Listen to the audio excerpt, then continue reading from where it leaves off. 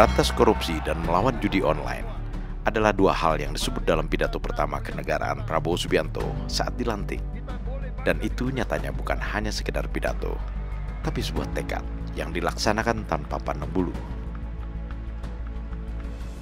Seolah berkejaran dengan waktu, Presiden Prabowo dan kabinetnya langsung bergerak cepat, membongkar kasus penyuapan hakim Pengadilan Negeri Surabaya yang membebaskan Ronald Tanur dari kasus pembunuhan kekasihnya, Dini Sera Afriyanti.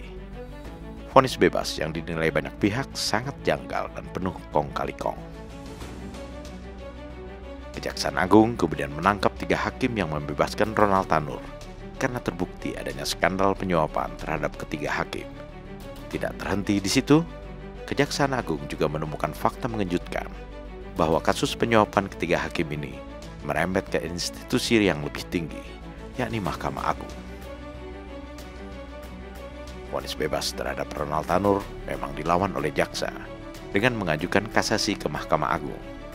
Rupanya pihak Ronald Tanur terus berupaya mengakali hukum, berhasil menyuap 3 hakim Pengadilan Negeri, maka pengacara Ronald Tanur, Lia Rahmat, berupaya menyuap hakim di MA melalui mantan pejabat tinggi di MA, Zaruf Rikar. Namun upaya ini gagal, karena hakim MA justru menjatuhkan putusan yang membatalkan vonis bebas Ronald dan mengabulkan tuntutan jaksa, yakni kurungan penjara selama 5 tahun. Dari kasus ini terbongkar bahwa skandal jual beli hukum di MA sudah berlangsung lama. Zaruf Rikar yang ditangkap dengan barang bukti berupa uang tunai berjumlah 1 triliun rupiah dan 51 kg emas yang diduga hasil penyuapan hakim di MA, mengaku telah melakukan praktek laknat itu selama 10 tahun. Sementara itu, dalam kasus judi online, pemerintah Prabowo Subianto juga cukup tegas melawan dan menghancurkan judi online. Ini terlihat dari ditangkapnya sejumlah karyawan serta pejabat di Kementerian Komunikasi dan Digital yang melindungi situs judi online. Tindakan tegas ini seolah menjawab keresahan masyarakat. Kenapa judi online sulit diberantas? Padahal telah banyak korban dari rakyat kecil akibat judi online. Ternyata jika pemerintah tegas, terutama terhadap aparat-aparat negara yang memang kong kali kong dengan para bandar judi, maka pemberantasan judi online dapat dilakukan dengan sangat signifikan. Penangkapan puluhan karyawan dan pejabat di Komdigi jelas akan melumpuhkan judi online, karena selama ini mereka yang melindungi situs-situs judi tidak diblokir sehingga tetap bebas beroperasi dan memangsa rakyat kecil. Menteri Komdigi, Mutia Hafid, mengungkapkan jauh sebelum dilantik, Presiden Prabowo berpesan untuk memerangi judi online. Sebelum saya dilantik pun, Presiden sudah mengingatkan ketika saya dipanggil awal bahwa tugas utama saya adalah perangi judi online. Dua gerak cepat Presiden Prabowo Subianto dalam memberantas korupsi dan melawan judi online langsung ke sarangnya, yakni ke Mahkamah Agung untuk skandal jual beli hukum dan Komdigi untuk judi online. Jelas memperlihatkan sikap tanpa beban dan tanpa pandang bulu pemerintahan Prabowo dalam memberantas korupsi dan judi online. Apresiasi tentu harus diberikan kepada pemerintahan Prabowo.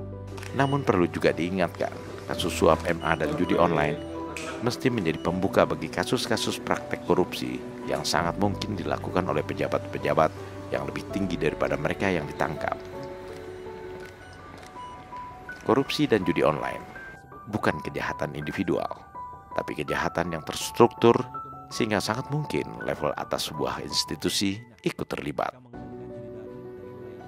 Dalam kasus judi online misalnya, banyak pihak menilai bahwa bekas Menteri Komunikasi dan Informasi yang lama diduga mengetahui praktek-praktek penyimpang anak buahnya yang melindungi bandar judi.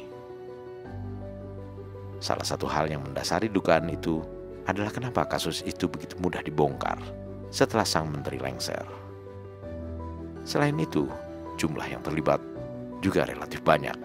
Ada puluhan karyawan Komdigi serta 1.000 situs judi yang dilindungi dan tentunya mudah menimbulkan kecurigaan. Di sisi lain, sebagian tersangka juga mempunyai posisi dan kedekatan dengan bekas sang menteri. Sejatinya, di titik inilah pemerintahan Prabowo diuji dalam perang terhadap korupsi dan judi online. apakah akan menumpasnya sampai ke level yang paling tinggi atau hanya terhenti di mereka yang berstatus bawahan. Jika hanya terhenti di level anak buah, maka dapat dipastikan gerak cepat melawan korupsi dan judi online yang dilakukan Presiden Prabowo semata hanya bulan madu kekuasaan yang hanya galak di awal tapi kembali kuncup setelah itu. Yang tegas